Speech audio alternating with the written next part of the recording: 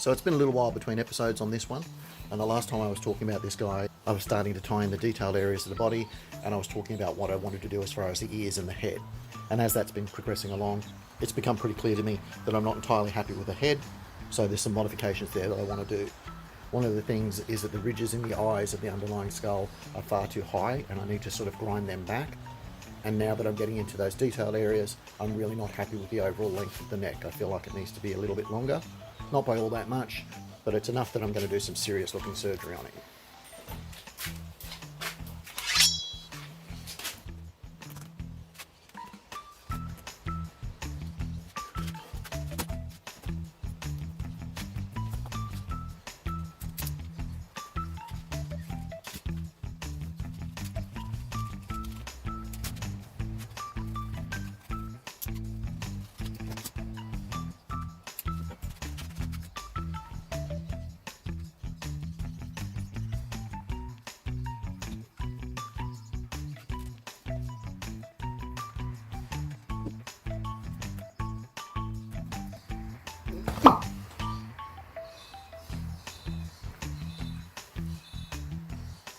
So I know it looks a bit gruesome, but this is the bit that needs to be lengthened.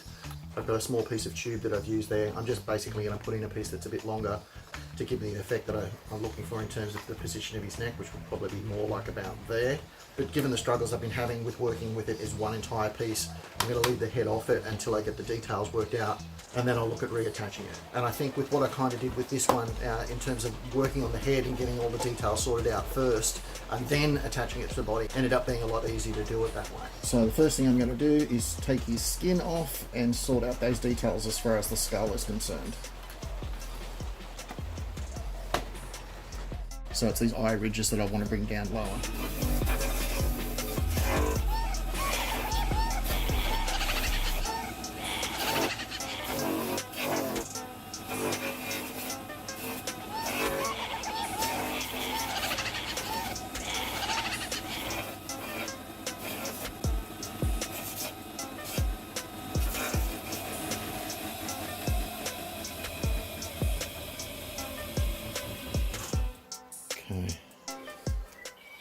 Yeah, that's heaps better. That's brought his lips down over his teeth a lot more. It's lined up the position of his eyes better. That's a much better match to the look that I'm going for. Right, let's look at his ears.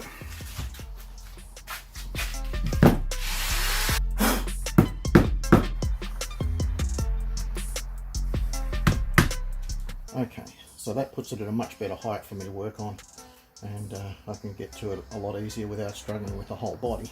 So, ears.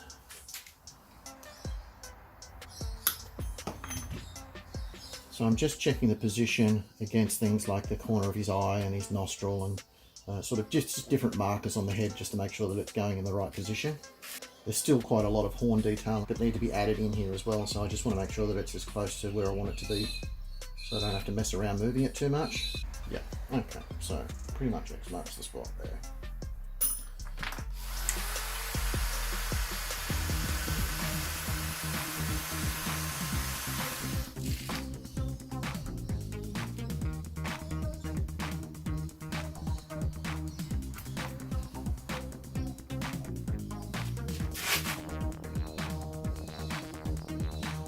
That looks pretty good as far as position's concerned. Now I just need to attach it properly. So for anybody who's interested, when I'm doing the sculpting, to stop the silicone from sticking to me, I'm either using a liquid detergent or a mineral turpentine, or just terps. The major difference is when I put the new coat of silicone on, I want it to stick to the underlying layer, and that's where I use the terps. Whereas if I wanted to pull a mold off this, I could smother it in the liquid detergent and get a negative off it that won't stick. It just works like a mold release.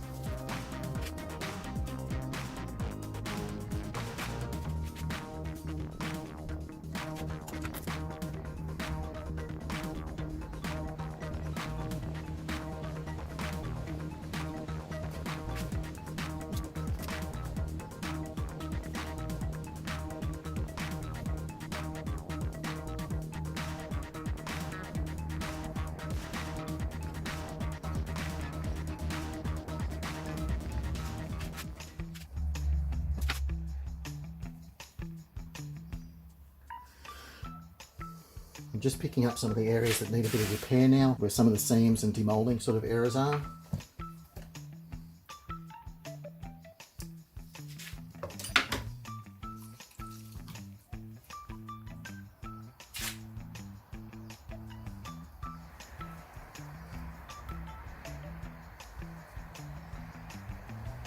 I do want it to still look to be a little bit imperfect. He should look like he's been through the wars a little bit, but I don't want any sort of obvious holes that were sort of left behind by the moulding process. I'm going to go back in and add some more vein details and things like that as well once I sort of get to the colouring stage as well.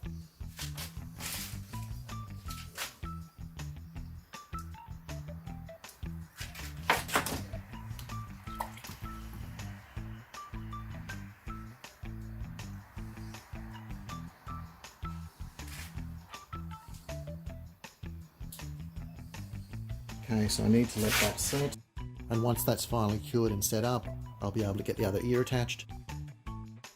So in the next video, I'll be looking at refining the details across the head and possibly making up another set of eyes like I did for the other one. So anyway guys, that'll be the update for this time. Thanks for watching. Talk to you next time.